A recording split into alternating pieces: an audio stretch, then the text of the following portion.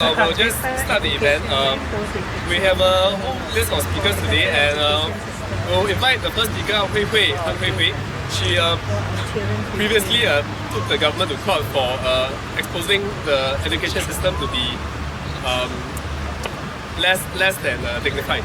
So we'll we'll let Hui Hui share a bit more about what the education system is and her point of views. Thank you. Hui Hui, please.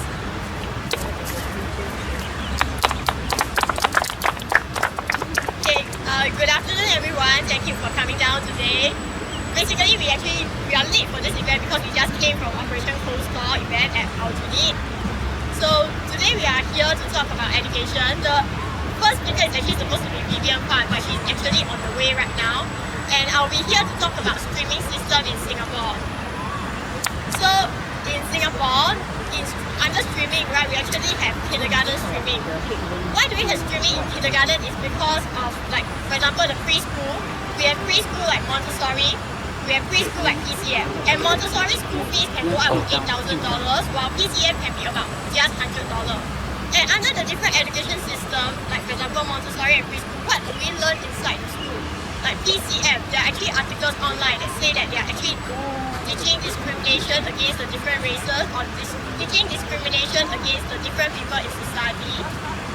Next is that as we move on from preschool to primary school, we have our P1 registration scheme.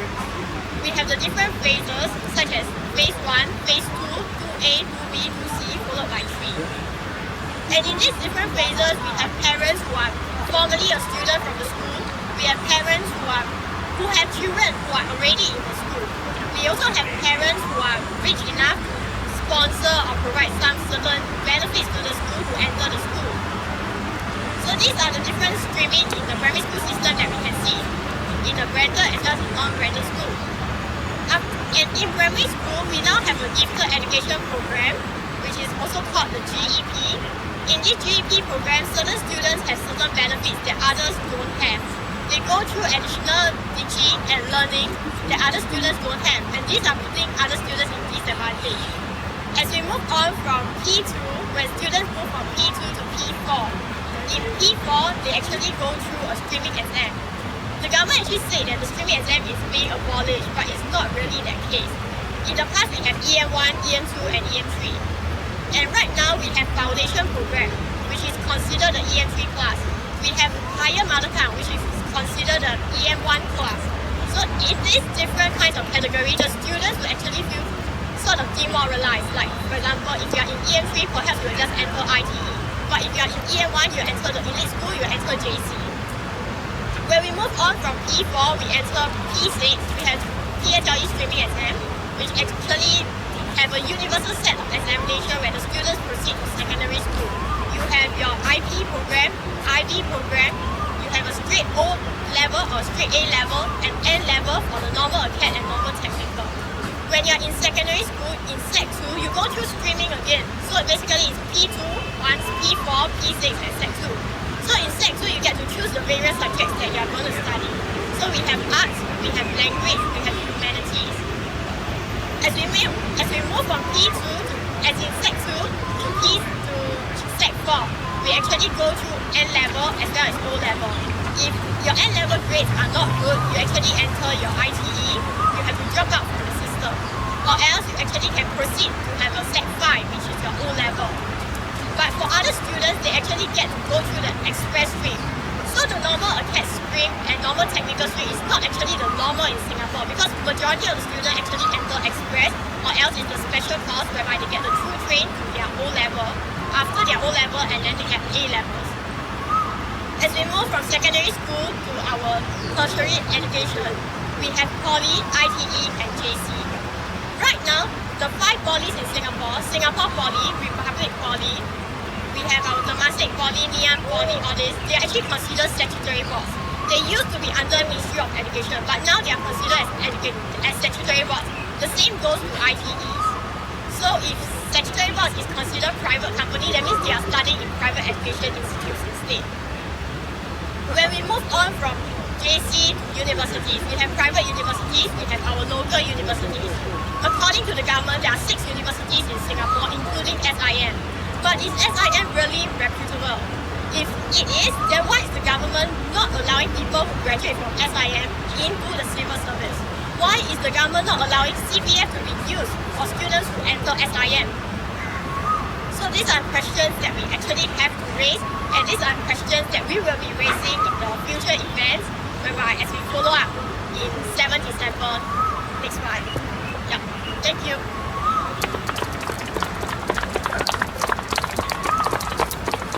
Hey, the first speaker is alright.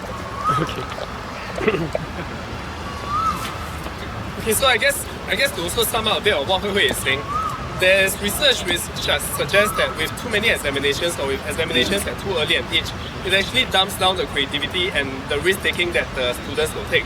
So what it essentially means is because Singapore is one of the countries where our PSLE at 12 years old, compared to the other countries, we are one of the countries that allow our children to go through an education system at such an early age, which will then compromise on the creativity and compromise on the risk-taking that is in Singapore, which is also why companies might suggest that Singaporean employees, their risk-taking and their innovation skills might also be perhaps compromised in that sense.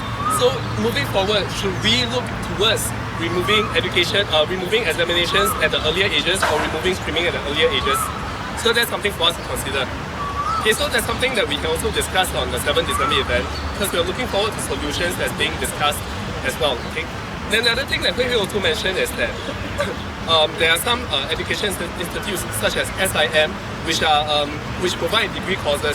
But the thing is, if you look at the diploma holders who are going for the law faculty, if you look at the students who are going from the diploma law school to degree law school in NUS, there's only one every year that goes into NUS every year. So recently SIM came with a law school. Who does this law school want to cater to? And even if you go into a law school in SIM to study a degree, will the degree actually be useful? Because if we know that the SIM degree holders, they come out into jobs which the civil service might not accept their degrees for, then what does it mean for this degree? And what does it mean for diploma holders who then go in to take a degree course, for example, in SIM? So again, this is something we have to think about. Okay. Well, to introduce your next speaker, actually that's me.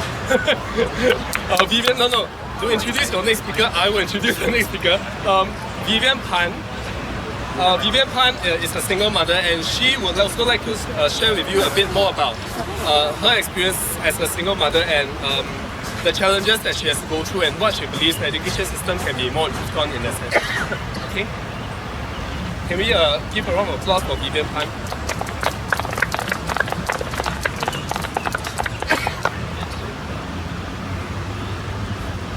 Can I stand here instead of standing on top? I think can. I'll make a very short speech today. Our children are the future of our country. We are busy working to pay for electricity bill. Housing is so expensive. I understand a few months ago, government has waived off the conservative charges. But this is not enough. I believe they can do more. Our children are our future. We are always busy to work overtime to earn the extra income for our kids' future education. Not every family, including me, can afford a maid for my child. 24 hours a day isn't enough for us. Why are kids sent into boys' home or girls' home due to lack of parental guidance? What is the root of the problem? Because we are always working. When kids reach the age of 14, is the time where they will change. Rebellious age. Very rush, very kanchiong. In our recent society, if you have no heart, if you have all the algebra, distinction, does it really help you to be somebody? In any nation or any leader, if you have no heart, it's no use. It's not the crown that make the king, it's the heart that make the king. Kids need a lot of reassurance. They need their parents to be there for them. My kid used to be very upset when I come home late from work. What do kids want? They love having their parents around, especially when they go to sleep. Because of this, some ladies with working parents with working husband, give up their job and be a full-time housemaker. We want to witness and be there for them during their childhood and growing up time. I believe a mother would always be available when kids need them. I wish I can spend more time with my son, but I can't, as I'm the sole breadwinner.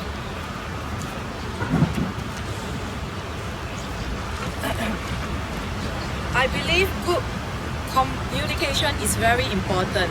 We should be their friend. Once my child said, "Mommy, stop working," I told him, "I'm busy in my work." After that, I feel guilty. Ongoing, I learn. I just throw my work aside and play with him. I stay out late to finish my work after he sleeps. I know whenever he needs me, I'm there for him, and I will always be there for him. Another topic I want to focus is the importance of PE in school. Very few schools emphasize on the importance of PE and the need for children to exercise. The average kid is watching TV about 3 hours per day. This day, most children are driven right to the school entrance even when they live few blocks away.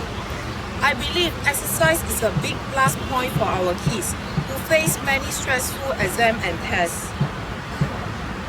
We Singaporeans are facing problems, be it our life, our stress, our pocket, our future, our house, our CPF retirement, and our next meal. Why do we need the white paper for? I hope government can actually take care of our parents first. Recently, there's a single mother who has been out of a job, but she got a job. But within 2 weeks, she told me she's jobless. Why? Her son is actually having hand, foot, mouth disease.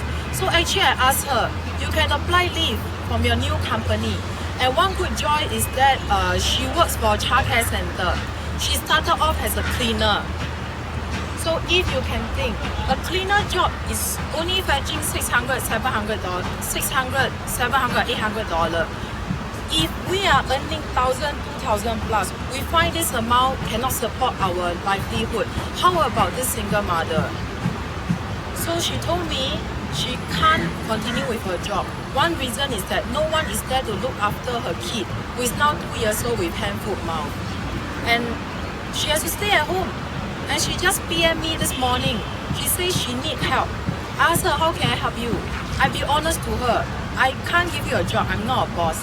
You need NTUC voucher, I can give you. Because people are donating to me NTUC voucher.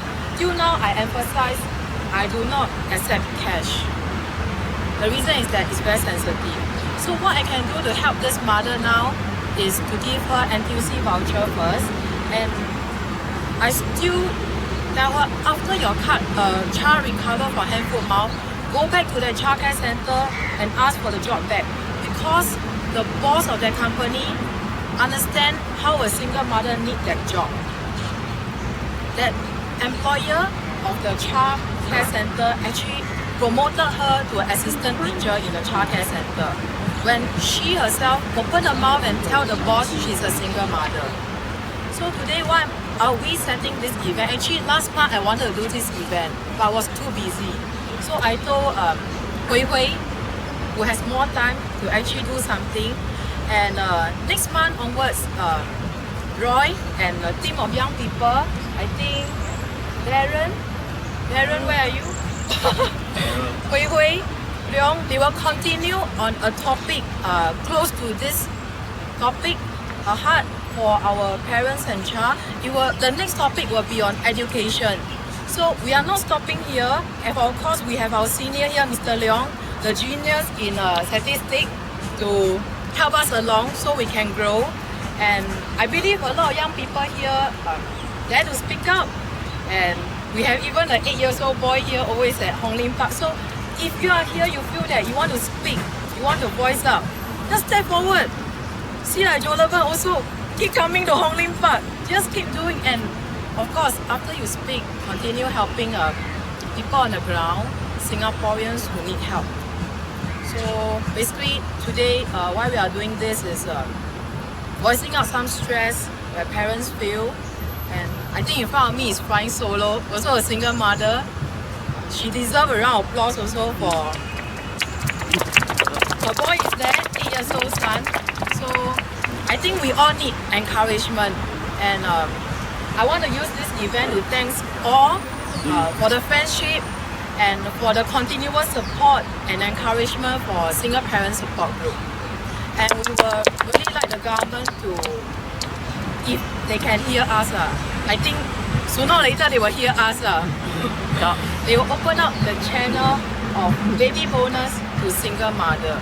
Even if it's not full amount, be it just $500, $800, part of it, 5%, 10%, why not? They have so much money, why can't give us a little? I don't mind sharing with y'all. When I was pregnant, I'm not a born single mother. I divorced 5 years ago because of a bad marriage that lasts 7 years. So for me, myself, I got baby bonus. I'll be very truthful. That period of time, my ex-husband don't have a fixed pay job, odd pay job. And he wasn't someone who would really care for the family. He drinks, in the end he took drugs. And the last stage where I give up on my last marriage was because there was another woman. But I'm okay to bring up my past and share with everybody because I get over it. But when I give birth to my child, that time I was on the full commission-based job, meaning I'm not entitled for any maternity leave. I took 2 months leave for my body to recover after birth. So I survived purely on the baby bonus. At that point of time, I was lucky. I got 3,000, but they give us 750 every month. If I'm not wrong, I don't that have. was 8 years ago, right? I don't have. So I barely get to pass that few years, that starting stage. Of course, with my parents' help. So after setting up a single parent support group, where I feel that some single parents totally get no help from grandmother, grandfather. I don't understand how they walk through that period because I'm the lucky one.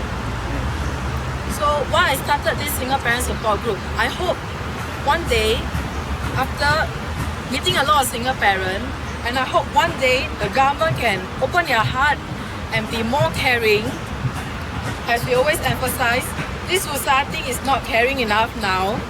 So they should do more. Help us, our people, Singaporean here. That's why I emphasize on the last sentence. For the white paper, I mean, I'm not interested in the white paper. I'm more interested for y'all to actually come forward and help parents, help our child. Our child is our future. Who knows, maybe a single parent child one day can come out to be an MP or someone big in Singapore who can help more Singaporeans. That's why we are doing this event. Although there's not a lot of people, but as long as one person turn out, this event is still successful. Because there's still speakers who come forward, and I'm very glad that Leong, me, Jean are parents. I'm very grateful that today we have got non-parents like Roy, like Hui Hui, who care for parents and our future. They came forward to speak. Even Darren also helped us a lot. The poster you see in the Facebook page, right? That event page, there's a very nice poster. It's actually designed by Roy. Well done, really very well done. And of course, the next month, keep yourself free on the 7th. And we would like to see all of you, and please tell your friend also. The next event will be on education.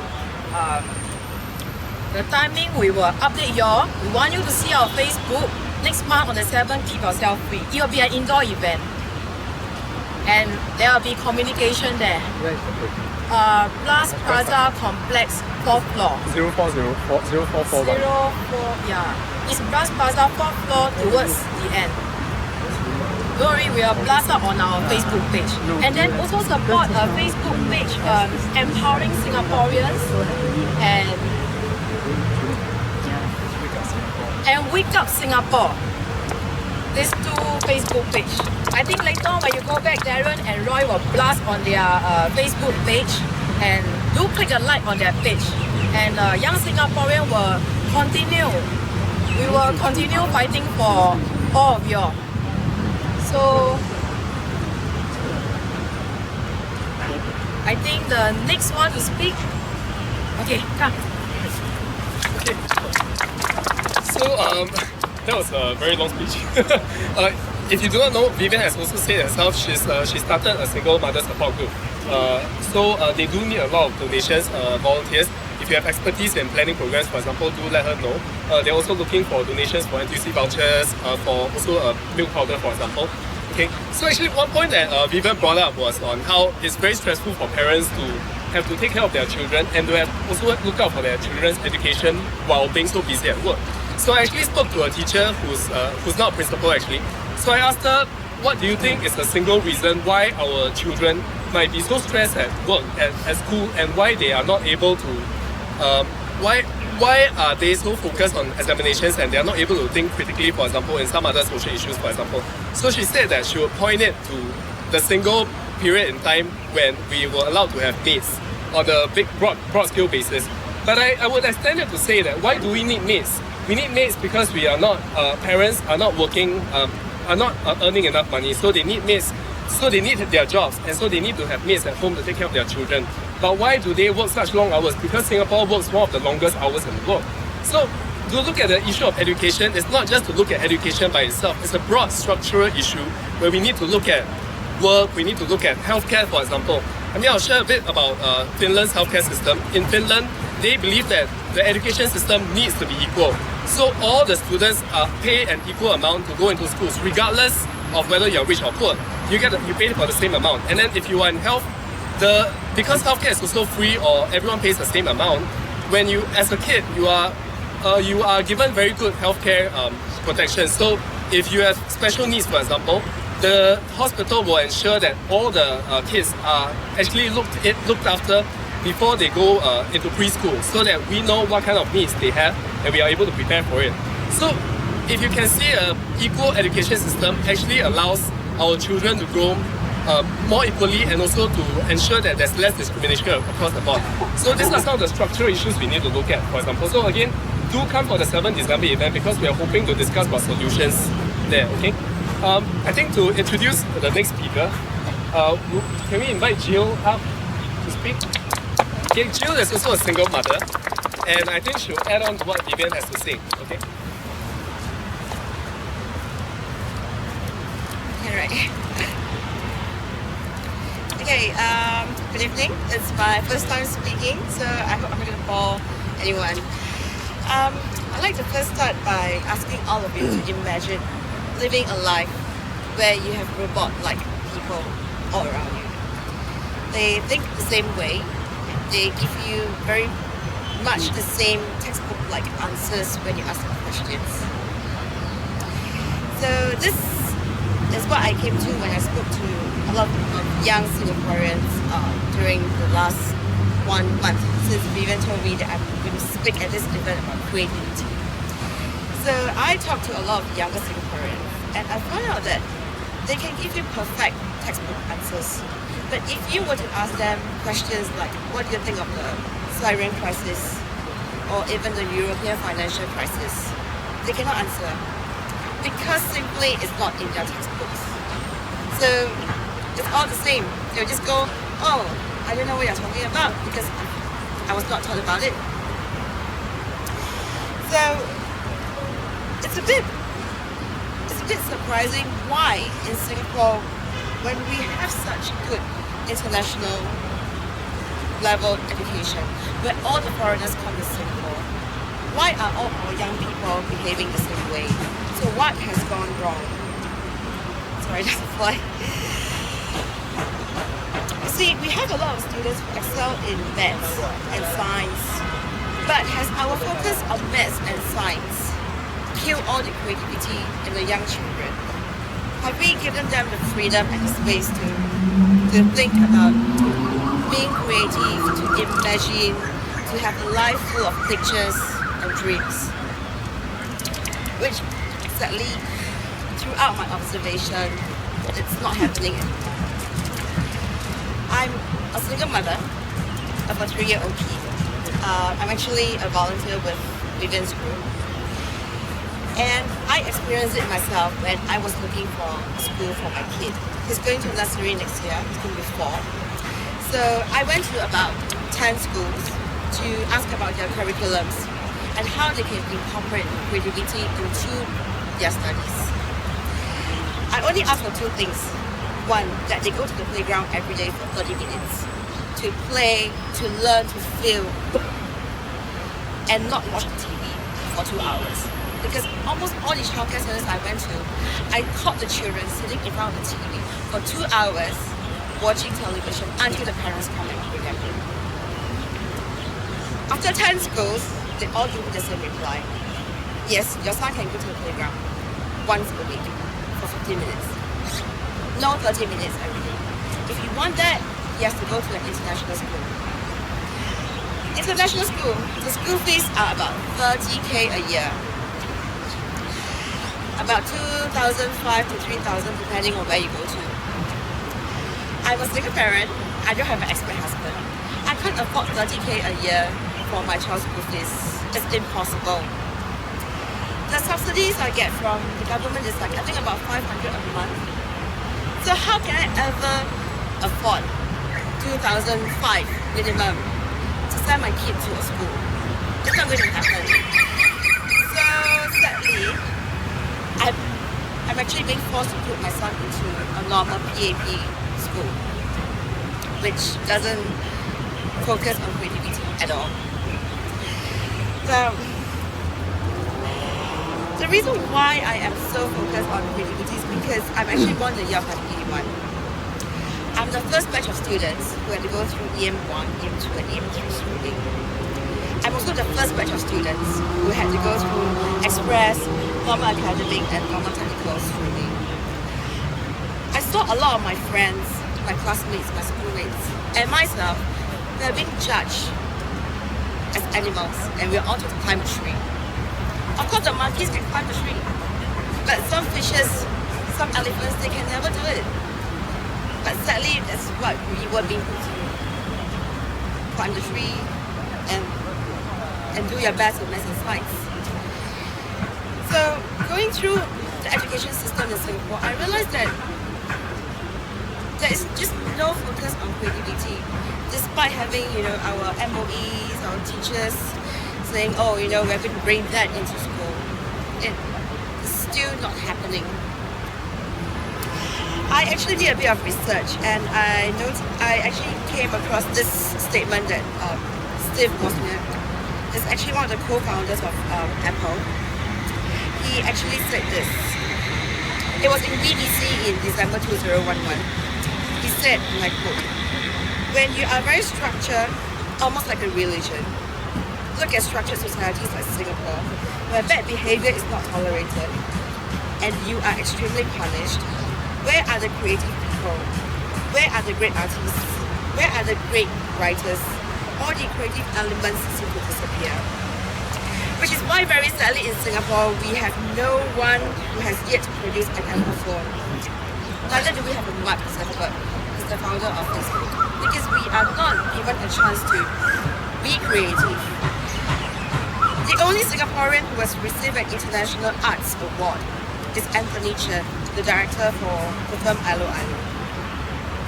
So right now, I know MOE is starting to focus on cultivating creativity and what they term as holistic education. And that aims to prepare students for the demands of the next 20 years. So 20 years is still a very long way to go. I don't know if I will see the results, but I, as a Singaporean, who had to go through the education system and with a young son, I hope that moving forward we do not have to pay ridiculous amount of school fees just to have creativity in the education system. Right? Thank you. Can I ask a question? Yeah. I heard your complaints and stuff like that. What is your solution? I mean, you talk about creativity and stuff like that. So what solution do you have, okay, in order to improve, okay, on the current system? Do you have any solution or anything? I think right now as a parent, what we can do is work with teachers and not... I know a lot of parents are telling teachers, oh, can you focus on the grades? We don't care whether you can do creative teaching, just want grades, that's all. So I think as a parent, what we can do is actually work hand in hand with teachers and say, Yes, grades are important, but so is creativity. Can we give them the freedom, the space to learn, to explore, instead of putting them in front of textbooks? So how do you improve on that area? In terms of creativity, how do you hope that the government can actually Perhaps improve? I can help answer that question. Okay. Okay, thank you, Jill, for the speech. Okay, I think Jill brought up 3 points. At least 3 points. I think she brought up the fact that the system is focused on examinations. So in that sense, there's a lack of creativity. I think she also brought up the third issue of streaming. I can share with you a bit about what Finland did. In Finland, in the 1960s, they have a very unequal education system where there's streaming and there's examinations. So in the 1970s, the government had a debate. They wanted to talk about whether the education system needs to become more equal. So they decided to remove streamings gradually at the earlier years and also examinations at the earlier years. They also decided that initially in the past, they had a similar idea as to what Singapore has, that some students are capable and some students are not. That's why some students have to go to IT, some students have to go to normal tech because they're not good enough. That's what the education system in Singapore makes it look like. In Finland, they had a discussion, so they decided that education, all children, regardless of where they come from, the income level, they are able to study as long as we give them the resources too. So they removed streaming up till the age of 14, and they removed examinations up to the age of 14. And then what happened is each class now only has about 1 to 12 to 15 teachers, whereas in Singapore, each class might have up to 30 teachers. So in Finland, they are able to focus very much on the individual interaction, and the teacher is able to look at the child's growth and to develop a customized program for the child, yet ensure that the child will follow the national curriculum. But in Singapore, it's the flip side. If you are not good enough, you'll go to EM3. If you're not good enough, you'll go to normal tech. So again, this is a conversation we need to have. Do we want streaming such that we discriminate against certain children? We believe that certain intelligence is inbuilt, and if you're not good enough, you're not good enough. So is this what we want? Because in Finland, they decided that education should be equal, and so the whole of society believes that the whole society should be equal. So we need to think about whether we want our system to be so focused on examinations, whether we need to have streaming, and whether we should focus on the personal development of our children. So this is something we can discuss on 7th December, and this is something we can also propose to the government. Okay. I think for the next speaker, we'll leave the best to the last. So we'll invite Daryl to give us a short speech on how he perceives himself having gone through the system in Singapore. Okay, hi guys, thank you all for coming. We apologize on behalf of our group Empowering Singaporeans that there's not much people. There will be much more next time. I'm here today, I do not have a script, so I'll be speaking from my heart. And I'll guide you through my experience being a student, a very, very average student in Singapore. During primary school, I was schooled at Yio Primary School. During my PSLE, I scored about 206. Yeah, so I went to Singaporean Secondary afterwards. Yeah, I went to the so-called the better stream in Singaporean Secondary School. And afterwards, I took on triple science and A-Math. And lastly, I graduated with 21 points for my L1 half which is not very good. So and I ended up in Republic Polytechnic. It was a very, very good school. Okay. To touch on education policy, this is what I find wrong about the education policy in Singapore, the education system. There are a lot of faults in our education system here, but from my experience, I give a few good examples where I think there's a lot of faults. When we are young, we do not know what we want in life, but we are forced to know what we want in life in that sense. Because from young, we are forced to go into streamings and whatnot. And my point is that a lot of my friends who are in IT right now, a lot of my IT friends told me this. They say, when I was so young in primary school, I was already in the so-called the back class. And when you are being labelled like that, right, psychologically it has this very negative effect on you. In a sense that since young, you don't do well in studies, straight away you go to the last class and things like that, and you get judged and you get labelled. And this will pack down the students' confidence level. And this is why I believe that we should go away from our system where we label all these students. Back in 2000s, Jack Neo had this film, what is it called? I'm Not Stupid. He labelled ITE as it's the end. How true is that term?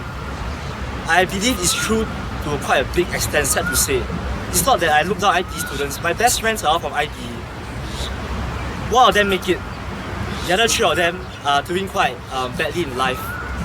And so I talked to this four of my friends, and more or less they all tell me they all tell me the same stories. They didn't know what they want when they were younger. If they knew that certificates was going to be so important in their later life, especially in Singapore, they would have studied much harder. But look at us, we were so young, we were in primary school. We don't think much about our future, yet we have to take PSLE. And if we do badly for our PSLE, it doesn't mean that we are stupid. It just means that we didn't bother thinking much about our future. That's as simple as that. And then when we do badly in PSLE, when we go to secondary school, the same thing happens. We go to the so-called the classes that are not as good as the first few classes. We get streamed to NA, NT, and things like that. Back in my generation, yeah. And so I think it's a continuous cycle from young for Singapore. If you do badly at primary school, you get labelled, and your confidence will always be packed down. And also to touch on Jill's speech about creativity. Creativity is very, very important. If you look at history, right, all the top innovators, scientists and whatnot, they were all very, very creative people. But in Singapore, let me put it very simply, you start from uniforms, for example. The idea of uniform, right, is actually to control people. We are forced to dress the same way as everybody else, forced to cut the same haircut as everybody else. You might not think too much about uniforms, but the truth is that uniform is a way to control you. Just like how every NS man has to shave botak, has to wear smart 4. All these are basic forms of controlling people. And when that happens, right, we break down creativity. And this is also why Singapore, we are lacking a lot of scientists or engineers. When's the last time you heard someone famous from Singapore, doing a very good job in the science field or engineering field? We don't have these type of people anymore. Like to touch on Jill's points, I'm just touching on Jill's points. Yeah, we all must realize that creativity is very important, and innovation as well. It's also partly why our system, the policies, are not improving in that sense, because we are lacking of innovators, we are lacking of creativity. We all think the same way, and we will never improve like that. And this is just why to touch on our education policy. Thank you, Daryl. I think some of the questions brought up is our education system customized or good enough for the economy that we have? Okay, some of the stats I'll bring up now is, do you know that the unemployment rate for degree holders in Singapore is actually the highest among all the educational levels? And if you look at the rate of growth of the degree holders in Singapore, there was a sharp rise over the past few years of the number of degree holders in Singapore. So some questions we have to ask is, are we having a saturation of degree holders, and where did this come from? And even if we have a saturation of degree holders, are we able to educate our degree holders to have vocational skills such that they are able to have the creativity to also have the flexibility to move across different job scopes, so that a degree, just because you have a degree, doesn't limit you to one area of study or work, but you can be extended towards other job fields in the area, in the sense. So this is a question we need to think of: is our education system customized for the economy? Because if the education system is not customized for the economy, what are we producing? What kind of workers or what kind of people are we producing for the economy? So this is something we have to think about. Okay, I think last but not least, we will invite Mr. Leong Tze-Hien to also share with us more about the stats and perhaps the history of the education system in Singapore.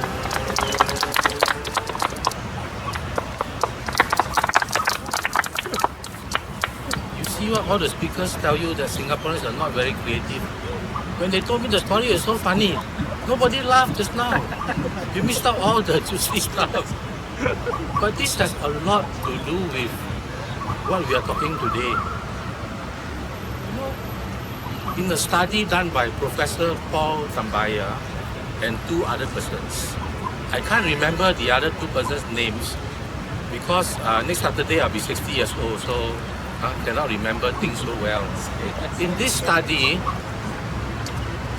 22% of medical students come from families that have household income below $3,000. You know, in Singapore today, below $3,000 household income, the whole family is not very much. That's 22% of the medical students. 26% of the medical students come from households that have income below 5,000. So you add the two together, you have 48%, almost half the medical students come from families that don't do very well, 5,000 or 3,000 household income. And what the study found that was so startling, only 15% of the students were receiving scholarships or bursaries. And you know, the tuition fee for medicine and dentistry in the university is the highest. It's more than $10,000 a year. So here's where the connection comes. We keep telling Singaporeans that you don't have to worry that if you don't have money, you find it's not affordable, you will not be an obstacle to your education. But just as I've cited earlier, the statistics don't seem to be matching the rhetoric. Right? When almost half the medical students come from lower income families, only 15% are on bursary or scholarship. So what has this got to do with what Roy and Hui Hui did just now? You see, I think because they have to pay so much tuition, and then when they graduate after 6 years, they probably owe like $70,000, you know, right? Then the interest start kicking in at say 4%, then they have to pay this. So what I'm saying is, by the time they graduate, then here maybe a bit spoiled already, right? Maybe that's why they start asking questions like Roy received this money. We were at the 50th anniversary of Operation Cold Store book launch just now. And then I realized actually history is so much more interesting than statistics. So today I won't talk about statistics. I'm going to talk a bit about education history. You know, arguably, what is the date when education in Singapore started going down the drain? It was 1961. Because in 1961, you had the Chinese schools boycott of the examinations. Why was there a boycott? Because at that time, your Chinese school system is 6 years of secondary school, 3 years lower middle, 3 years upper middle. And then the government tried to change the system. All the schools have a standardized system, become 4 years like what we have today, plus another 2 years. So this was one of the reasons that led to this boycott. But what has all this got to do with the starting date of what I say, right, the decline of education policy in Singapore? Because shortly thereafter in 1963, we had Operation Cold Store.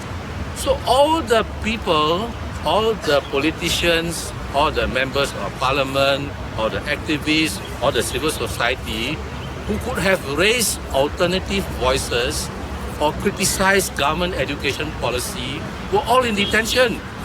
And that's why you see since 1961, education has been going downhill.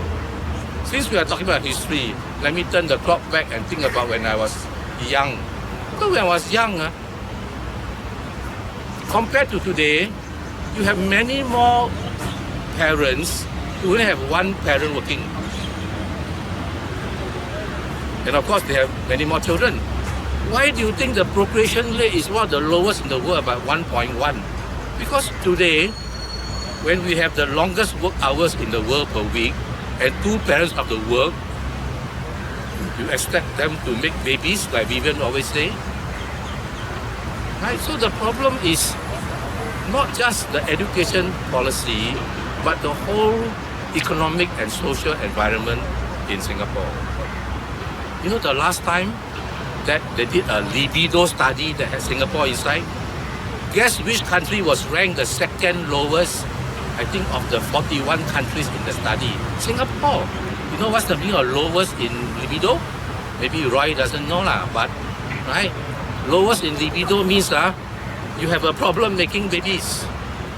No, when I was young, you go to school, right?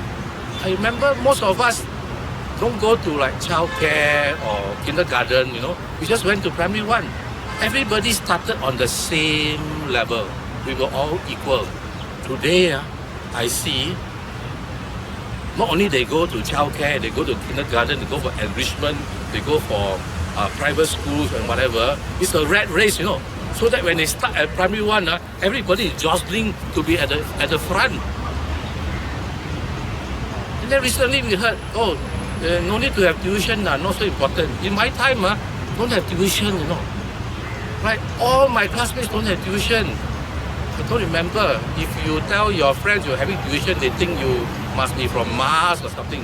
Today, the rich have tuition and do better.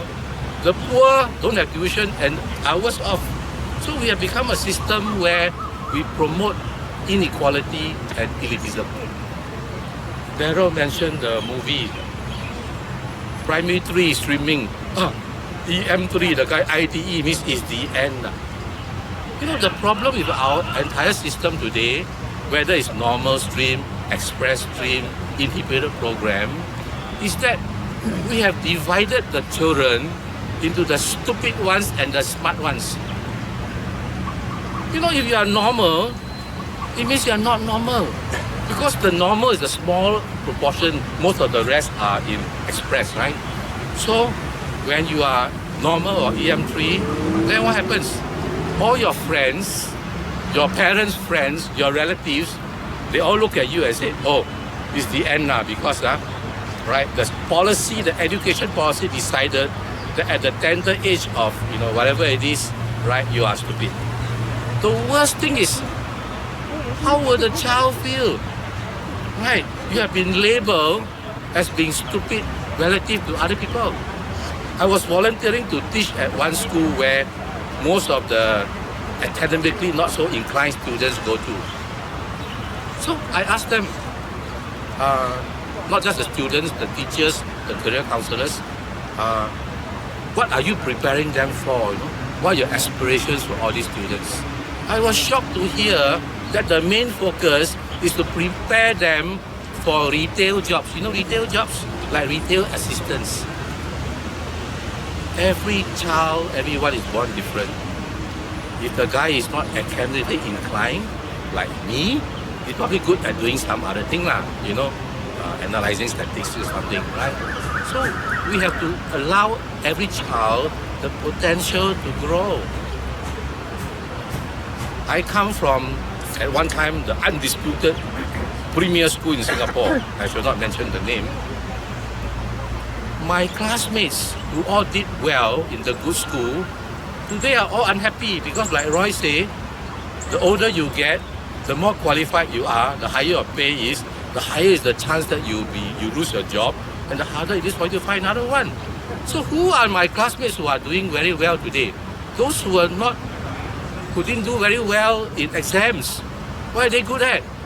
Well, they are good at doing business, right? They have good EQ, they are in marketing, they are in sales, they are very good at art, music, whatever, right? So we can have a system where all the so-called normal people get pushed to a so-called normal school and they are prepared to do normal, low-paying jobs. Fast forward, when they come to finish their 4 years of secondary education. In the early years of Singapore's policy, somebody decided that only 20% can go beyond, 4 years. And then somebody decided only so many percent can make it to university. So the entire system is based on a chopping block system. I decide how many percent will proceed beyond 4 years. I decide. And worse still, they decided that 20% of undergraduate admission must go to foreigners. And so if you look at the money that we are spending on education today, right? The amount that we spend on foreigners, right, is a lot. Why? 20% first year foreigners. After a while, some of the Singaporeans transfer out, whatever, you end up with, as one school statistics showed recently, you end up with 20% being foreign students. Then you count the permanent residents, maybe 30% who are not Singaporeans. In the graduate school, it's even worse. I understand like 70 to 80% of the graduate school students are not Singaporeans. So we need to review our education policy. We need to help Singaporeans. All this money that you are spending on foreigners can do wonders for Singaporeans. I mentioned earlier when I started, we always hear the same rhetoric. Don't worry, if you don't have money, right, we will help you. Just this year, one polytechnic, The alumni had to start a fund. Why? Because half the needy students couldn't get a bursary. If you are helping everybody who can't afford, why does the Polytechnics alumni need to raise funds when half the needy students don't even get a bursary? Just recently, we had the international school statistics. We pronounce so proudly that even you are poor, you don't have a problem. Even you go to international school, the fees are very high. They proudly announced 2,700 Singaporeans receive subsidies in the international schools. Well, we estimate 2,700 is only 7.8% of the international school population. Now, the cut-off for subsidy in the international schools for Singaporeans is 6,000 household income.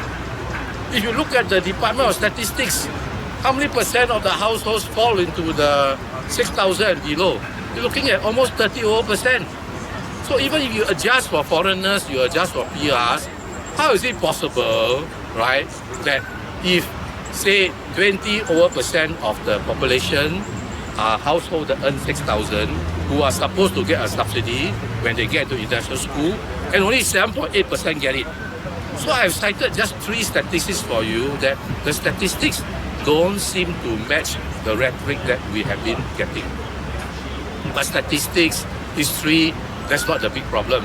The biggest problem today, as Jill has said, I love Jill's speech, because you talk about we have become a nation of robots.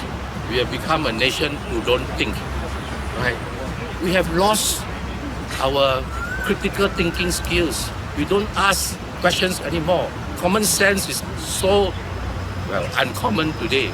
And let me just give you an analogy.